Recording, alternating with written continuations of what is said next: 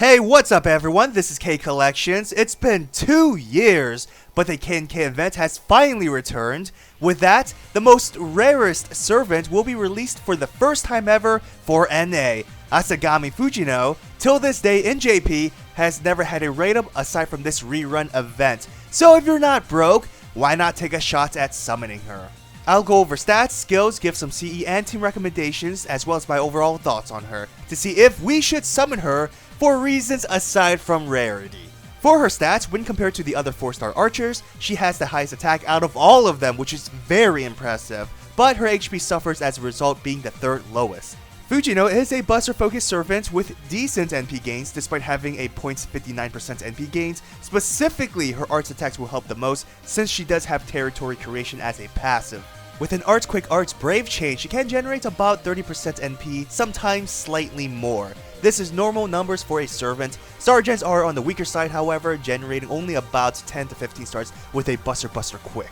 For active skills, I'll say this right now, they're pretty damn good. Mystic Eye is meant for her Buster NP, but lasting 3 turns and buffing her NP gains in the process, you have a shot at using her NP again while these effects are still active, with the help of support of course. The NP Gen buff will increase her NP gaining multipliers quite significantly. For Arts, it'll go from 1.91 to 2.48, and Quick will increase from 1.77 to 2.22. For perspective, I said earlier an Arts Quick Arts Brave will give her about 30% NP charge.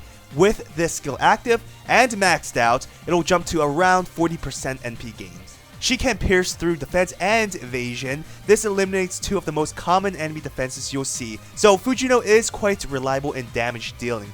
Debuffs like Attack Down, Buster Down, or skills like Invincibility are some of the ways to hinder Fujino's damage output.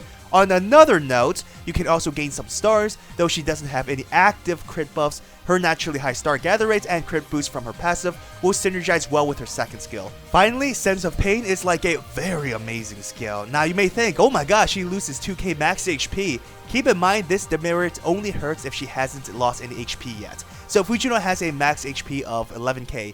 Using this will reduce her max HP to 9k.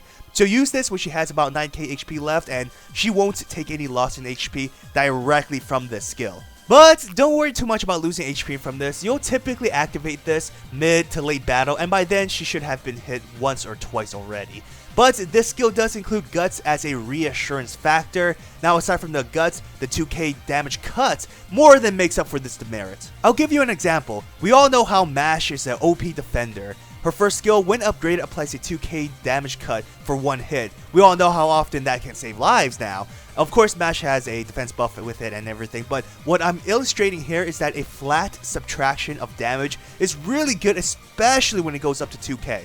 Fujino will have this 2k damage cut for 3 turns on a 5-turn skill cooldown. 2k damage is basically like 18% of her overall health being saved from the skill. This means by having class advantage, she will take laughable number of damages from normal attacks.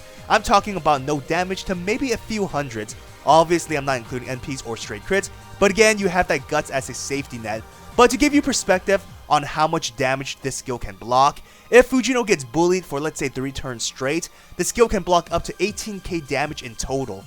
Moving on to her awesome Noble Phantasm, it's a single target but it has 2 very helpful debuffs. The Attack Down in general helps her team's survivability and goes well with her own damage cut skill. The buff nullifying status is the real highlight of the attack. This can prevent enemies from using invincibility or other buffs that may be annoying. Keep in mind this is for 1 buff, not 1 turn, so if they spam skills then you can't really prevent a specific buff from occurring. But some bosses do have a specific time frame on when they'll use a skill. For example, when they are near death or something, they will use a survivability skill or something. For CE recommendation, she's a very simple servant. You want to focus on 2 things, Buster and NP damage. Crit damage or NP gains combined with the 2 I mentioned helps a lot as well. Joint Recital is great if you're going towards the crit direction. She does have high star gather rates and a skill to produce stars.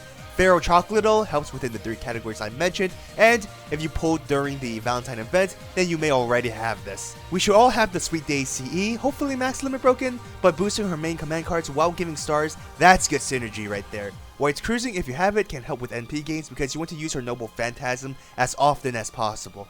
And finally, Supper for the crit and NP boost, or Brave Hero for pure buster and NP attacks. Team recommendations. Obviously it's Merlin, cause you know, he isn't called the best buster supporter ever without a reason. but he does more than just boost her attack. The stars he generates and crit buff allows her to be a solid crit servant since she has like 100 more star weight compared to him.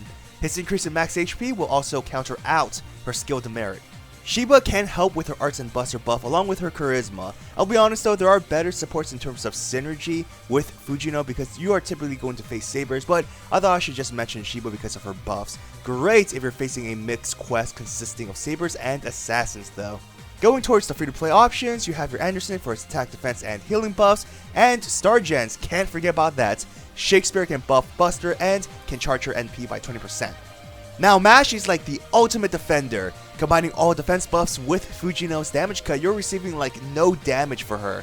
A 5k damage cut for Fujino if you include all effects on top of the defense buffs. Mash can also increase attack, and by having identical command cards aside from the NP attacks, makes deck synergy great. On the more offensive side, Fujino doesn't really offer much to the team, so having another buster archer like Tomoe that can increase attack is very helpful. So my final thoughts on Fujino: she's an overall solid archer, I would say great. Now, there are some flaws, but what she offers is her main selling point. She can be seen as an offensive utility servant, boasting the highest attack out of the 4-star archers, several skills that in a way counters defensive abilities such as ignoring defense and evasion, as well as inflicting a buff blocking status. You won't be spamming her NP attack without some help, but it's definitely not a weakness. Possessing a buster buff that lasts for 3 turns while buffing NP gains, which can increase gains by around 10%, makes her very consistent.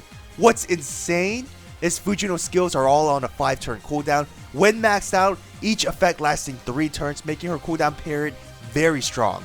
Her on-demand star creation skill, along with having an 11% passive crit boost, and by being an archer class servant, makes her quite capable as a crit servant. And of course, her amazing third skill makes her quite the survivor as well. Weaknesses to consider: she does have a below average damage modifier due to her class. She does lack an evasion or invincibility. Yes, the guts will help, but after she survives, you need to heal her or else she's literally one hit away from death unless the damage cut can save her, meaning against NP attacks, Fujino may be in a bad position if it hits. Her star gens aren't the greatest, but to me she isn't a very dedicated crit servant, so it's a weakness that doesn't really affect her. Not saying stars aren't helpful because she can deal good damage with an NP Buster Brave crit.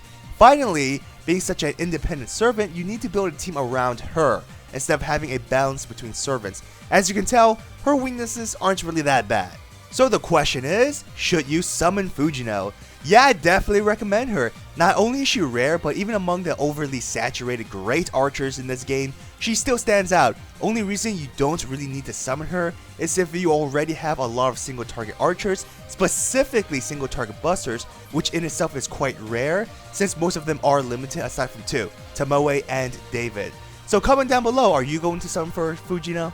I also want to give a huge shout out to BU for adding me on friend support on JP.